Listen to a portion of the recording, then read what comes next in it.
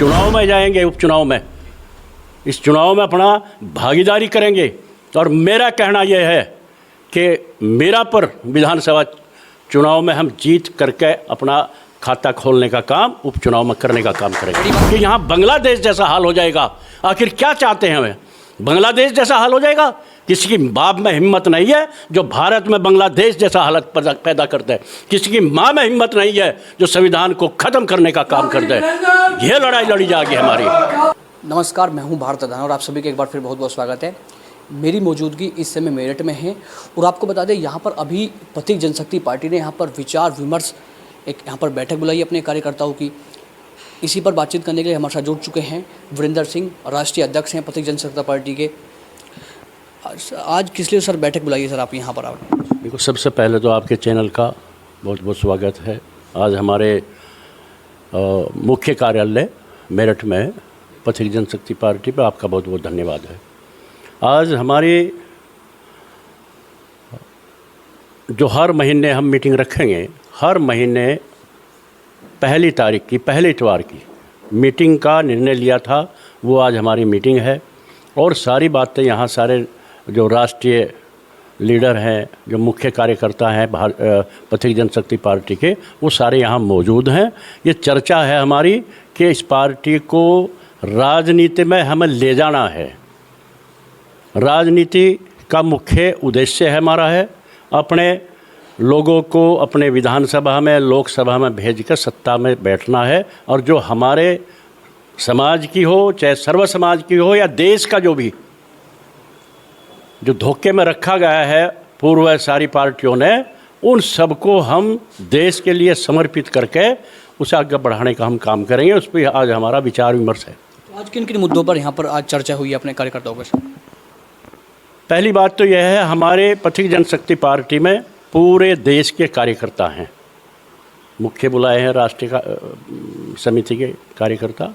पूरे देश में, हर जनपद में, हर प्रदेश में हमारे पथिक जनशक्ति पार्टी के कार्यकर्ता हैं।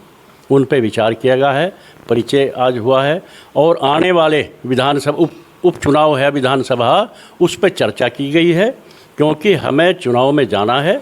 और जो आज मौजूदा सरकार के द्वारा देश में भय पैदा किया जा रहा है, डराने का काम किया जा रहा है, चाहे विपक्ष वाले हों चाहे सत्ताधारी हो, वो जनता को डरा के उनकी वोट हासिल करके सत्ता हासिल करनी चाहती है।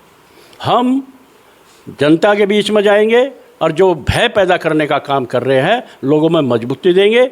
और देश, ये भारत देश है जो 900 साल गुलाम रहा है, आज 77 साल में चाहे सत्ताधारी पार्टी हो चाहे विपक्ष वाले हों, सब ने लोगों में कमज़ोर बनाने का काम कर रहे हैं।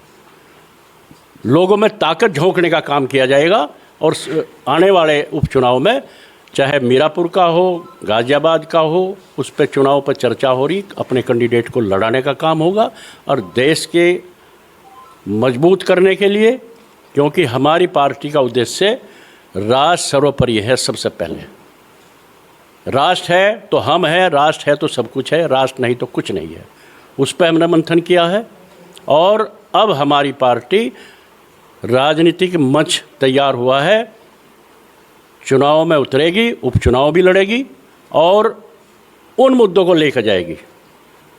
वंचित शोषित समाज जो है, जो लड़ाई चल रही है अभी, कुछ लोग कह रहे हैं कि संविधान ख़त्म हो जाएगा, कुछ लोग कह रहे हैं बांग्लादेश जैसा हाल हो जाएगा। ये लोगों को भय पैदा करने का जो काम कर रहे हैं, जबकि ना तो यहाँ बांग्लादेश जैसा माहौल बन सकता, ना संविधान ख़त्म हो सकता है। कुछ लोग संविधान निर्माता डॉक्टर भीमराव अंबेडकर की बात करते हैं। मैं उनको ये कहना चाहता हूँ, सभी सम्मान करते हैं डॉक्टर भीमराव अंबेडकर जी का, संविधान का सम्मान करते हैं, ये कानून है, उन पर चल रहे हैं। लेकिन संविधान बनने से पहले जब देश से अंग्रेज यहाँ से गए, 562 रियासतों को आज़ाद करके चले गए, आज़ाद कर दिया सबको। लोहपुर सरदार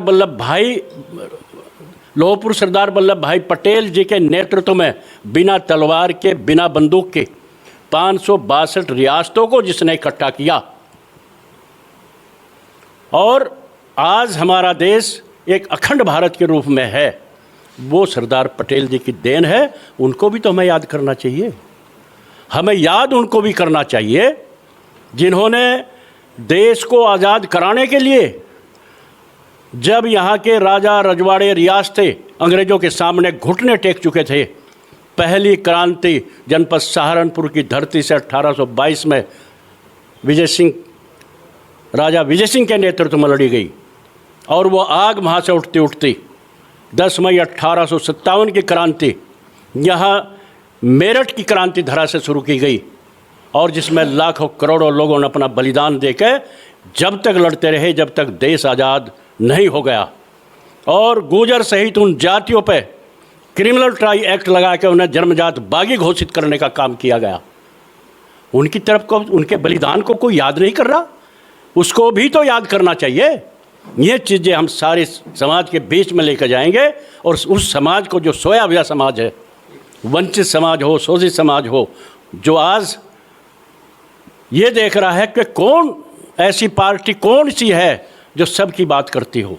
हम शोषित और वंचित समाज की बात करेंगे, हम उन क्रांतिकारियों की बात करेंगे जिनका सपना था कि हम आज देश में बलिदान हो रहे हैं, लेकिन हमारे देश जब आज़ाद होगा सबको मिलेगा हक। यहाँ उस हक को दिलाने के लिए अब हम जनता के बीच में जाएंगे और चुनाव लड़ाने का काम करेंगे। राष्ट्रीय अध्यक्ष जी, आप ऐसे समय में आपने यहाँ पर बैठक बुलाई अपने कार्यकर्ताओं की, उपचुनाव भी होना है और फिर 27 में इलेक्शन भी होना है। क्या पार्टी पूरी तरीके से तैयार है चुनाव लड़ने के लिए आने वाले समय में? पूरी तैयार है। जहाँ यहाँ ऐसे ऐसे महारथी बैठे हैं यहाँ से हमारे, अभी देख लो, एक महारथी ऐसा है जो तजर्बेकार है, लड़ाई लड़ने के लिए सक्षम है। वो हर तरह से हम तैयार हैं और चुनाव में जाएंगे, उपचुनाव में, इस चुनाव में अपना भागीदारी करेंगे।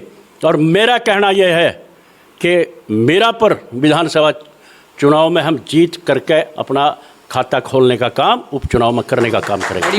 बड़ी बात कह रहे हैं राष्ट्रीय अध्यक्ष जी आप। ये बड़ी बात नहीं कह रहे, मेरा भी पूरा जीवन समर्पित हो गया। एक से एक महारथी बैठा, पूरा जीवन लगा दिया, जिन्होंने पूरा जीवन लगा दिया। तजर्बा हमारे पास है, हम जानते हैं चुनाव कैसे लड़ाई जा, हम जानते हैं लड़ाई कैसे लड़ी जाएगी, हम जानते हैं क्या क्या अधिकार जनता को चाहिए। हमें मालूम है कि जितनी पार्टी आज हैं, चाहे विपक्ष वाली पार्टियां हो, वो डरा रही है लोगों को।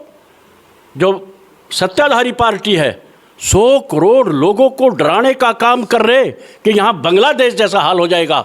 आखिर क्या चाहते हैं हमें? बांग्लादेश जैसा हाल हो जाएगा?